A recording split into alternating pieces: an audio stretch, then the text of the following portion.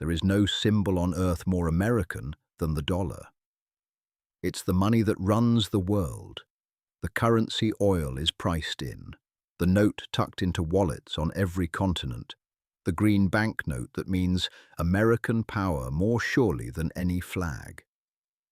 When people picture the strength of the United States, they picture the dollar. So here's something that ought to feel impossible. The dollar isn't American, not the word, not the coin it was copied from, not even the little symbol we stamp in front of the number. The word was born in a silver mining valley in the mountains of Central Europe 500 years ago, in a place that today sits inside the Czech Republic. The coin the United States actually modeled its money on was Spanish minted from silver torn out of a mountain in South America, and carried around the globe by the ships of an empire that was America's rival, not its ancestor. And the famous dollar sign most likely began its life as a scribbled abbreviation for a Spanish coin. The dollar, in other words, is one of the great borrowed things in history. The United States didn't invent it. It adopted it, took the money the world was already using, and made it its own so completely that we've forgotten it was ever anyone else's. This isn't a secret that historians have hidden. Any good history of money tells the story plainly, but it's almost entirely absent from the popular picture, where the dollar feels as homegrown as the bald eagle. Ask most people where the dollar came from, and they'll gesture vaguely at the Founding Fathers, or the first US mint, as if George Washington's government conjured it out of nothing. The truth is far stranger and far more interesting. America's money is a 500-year-old European word wrapped around Spanish-American silver, chosen by the founders precisely because it was already the money in ordinary people's pockets.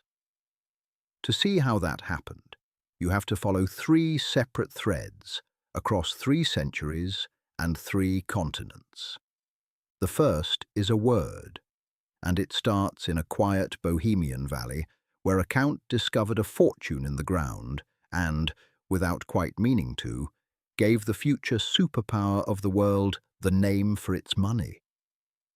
The second is a coin, the most important coin that ever existed, a piece of silver that circulated from Peru to Beijing and became the first true world currency long before anyone in London or Philadelphia dreamed of financial dominance. And the third is a decision made by a handful of men in a young, broke, war-weary republic who looked at the money the world was using and chose to build a nation on it. Get those 3 threads straight, and you'll never look at a dollar bill the same way again. It begins not in America at all, but in a place called Joachim's Valley. In the year 1516, in a mountainous corner of the Kingdom of Bohemia, someone found silver, a rich vein of it, buried in a valley near the lands of a noble family called the Counts of Schlick. In an age when silver was money itself, a discovery like that was the same as striking a spring of liquid wealth. The valley took on the name Joachimsthal Joachim's Valley, or Joachimsdale after Saint Joachim. And beginning in 1520, with official blessing, the Counts of Schlick began minting the silver into large, handsome coins.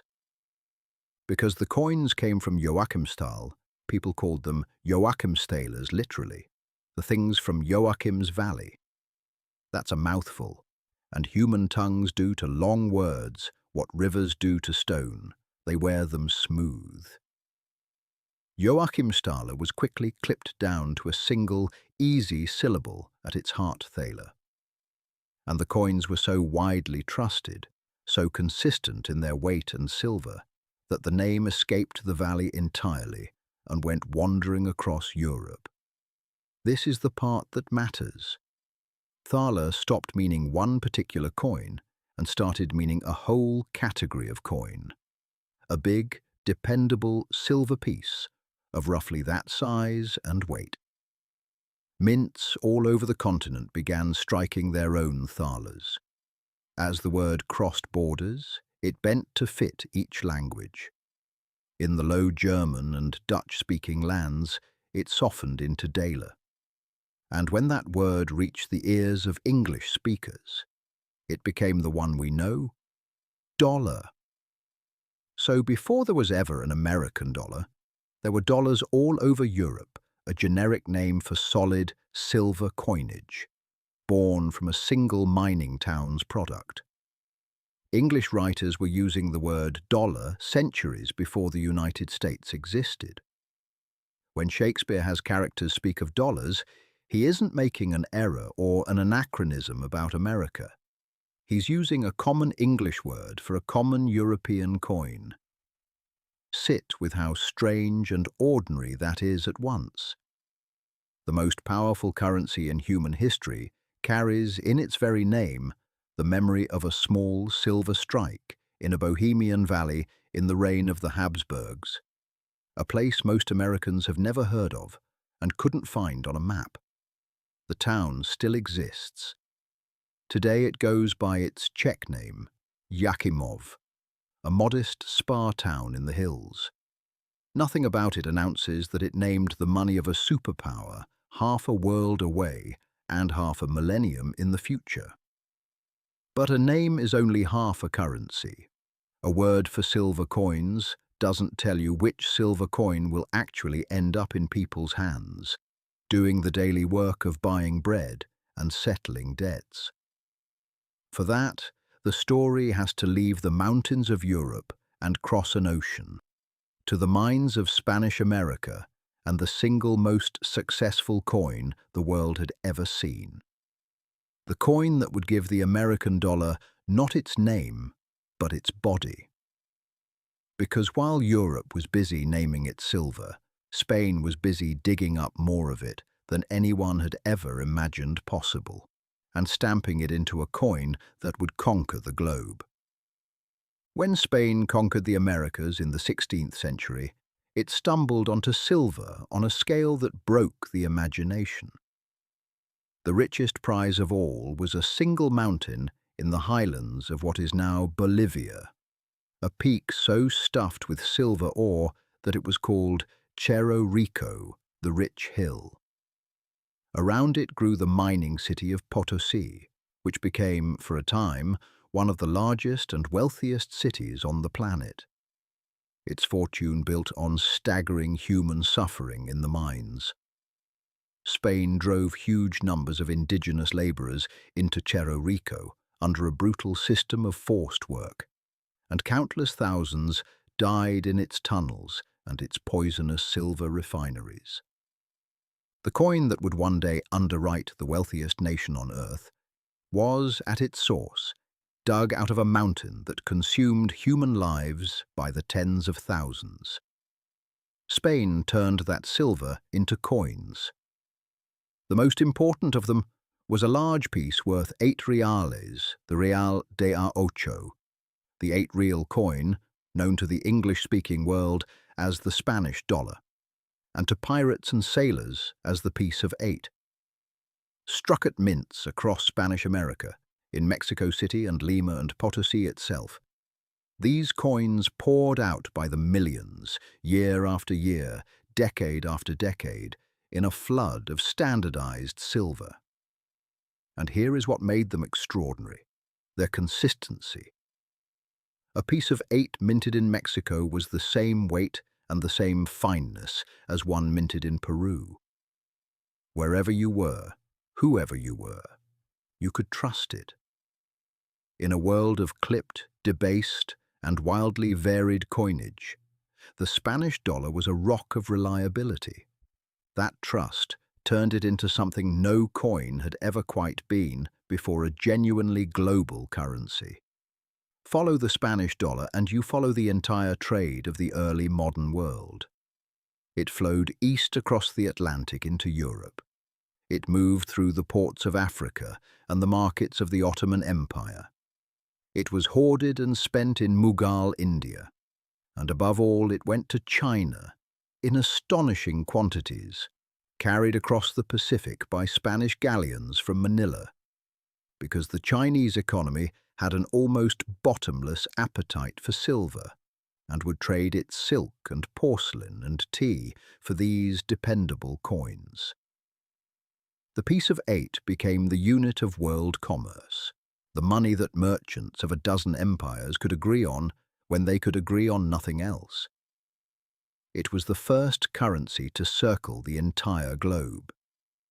For roughly 3 centuries, the Spanish dollar, and not the British pound, was the closest thing the world had to an international money. Long before sterling ruled the 19th century and the American dollar ruled the 20th, the piece of 8 ruled all of them. It was the reserve currency of a planet that didn't yet have a word for such a thing. Now hold that fact next to a young English-speaking people clinging to the eastern edge of North America. Britain's American colonies were a distant, cash-poor frontier of an empire whose official money was the pound. And yet the coin that actually filled the colonists' hands, that they counted and hoarded and paid their debts with, was not the pound at all. It was this Spanish piece of 8, the world's money, washing up on American shores through trade with the Caribbean. To understand why, and to see how a foreign coin became the everyday cash of colonial America, you have to look at how badly Britain starved its own colonies of money. The American colonies had a chronic, maddening problem. There was never enough hard money. And it was largely by design. Britain ran its empire on a theory that the colonies existed to enrich the mother country. Under that thinking, gold and silver coin was wealth to be kept at home in Britain, not scattered across distant colonies. British coinage was not freely shipped to America, and what did arrive tended to flow straight back across the Atlantic to pay for the manufactured goods the colonists bought from Britain. The result was a persistent drought of official British money in the very colonies that were supposed to be building the empire's wealth. So the colonists did what people always do when the official money runs dry.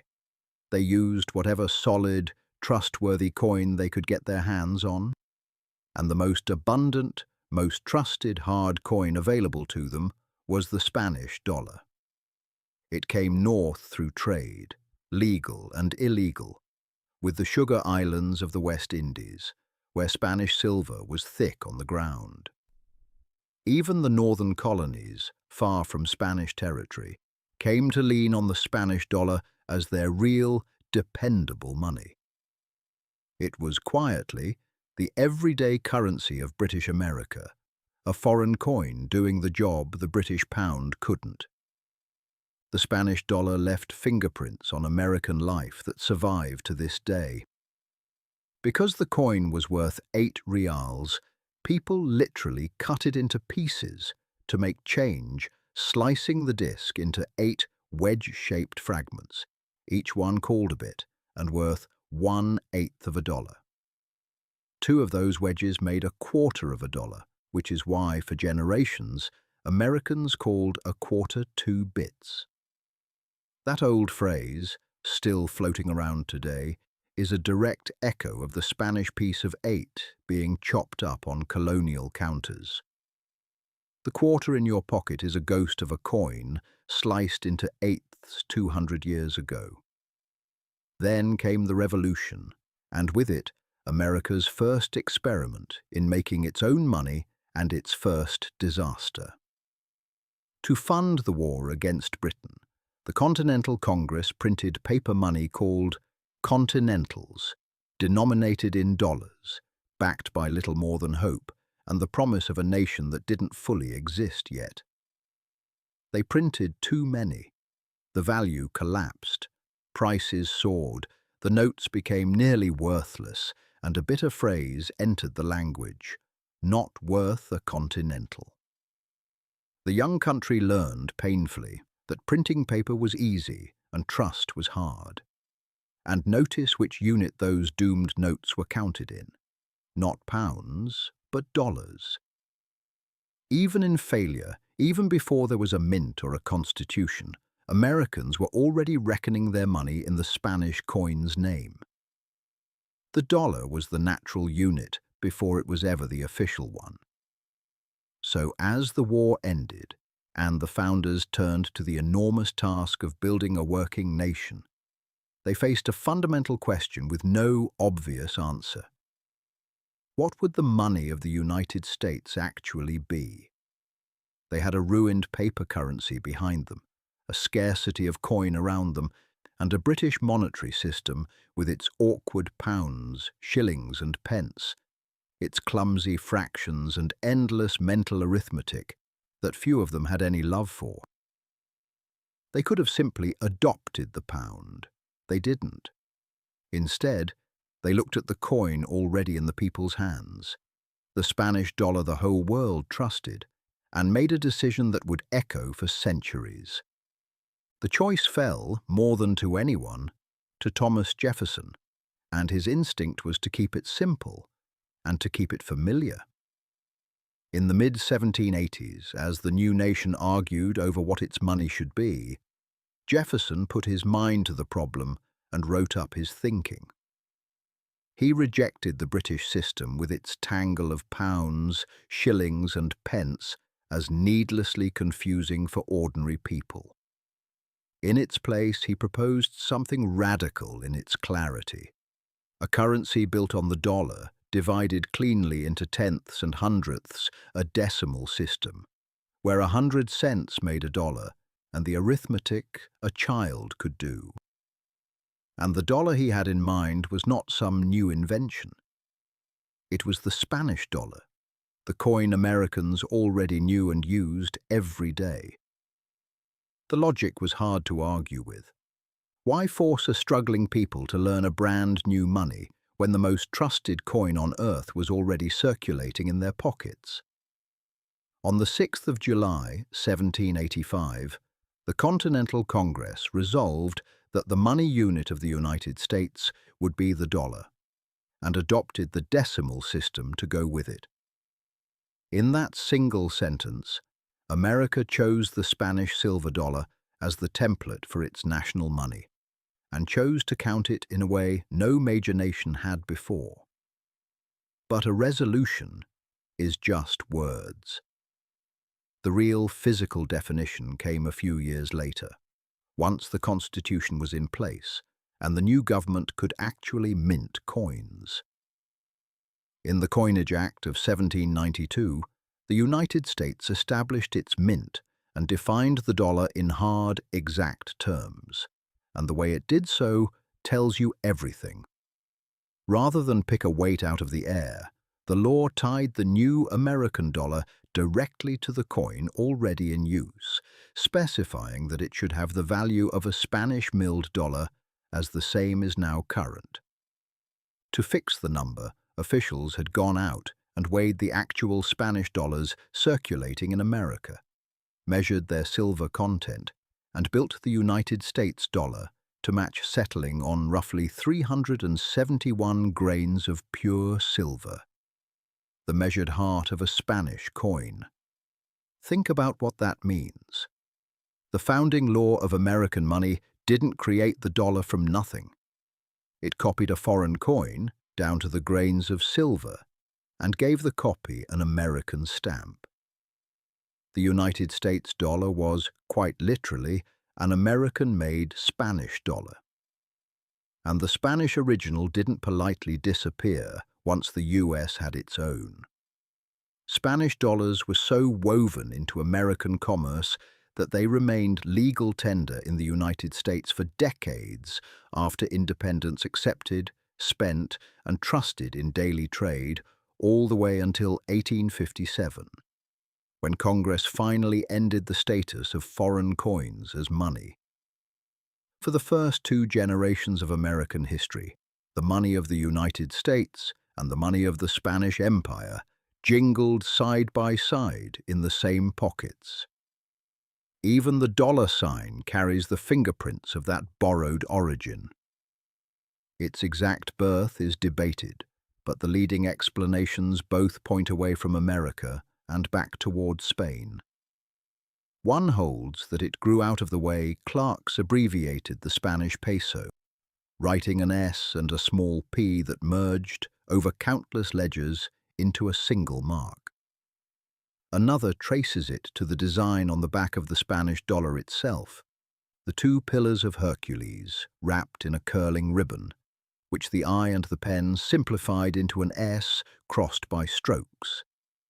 Either way, the symbol we treat as the emblem of American wealth was drawn, first, over Spanish silver. So here is the true origin the popular story leaves out. The dollar was not an American invention. Its name came from a silver strike in a Bohemian valley 5 centuries ago. Its body was copied, grain for grain, from a Spanish coin mined in the mountains of South America, and carried around the world by an empire America would help push out of the hemisphere. Its very symbol was most likely born as shorthand for a Spanish peso. The founders, faced with building a nation's money from ruins, did something wiser than inventing. They adopted the money the world already trusted, counted it in a clean new way, and stamped it as their own. That's the quiet genius and the forgotten truth of it. The most powerful currency in history didn't spring from American soil.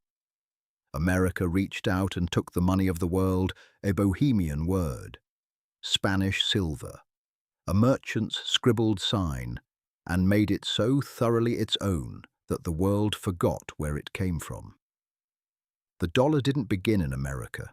America simply became the place that finally made it king. That was the trick.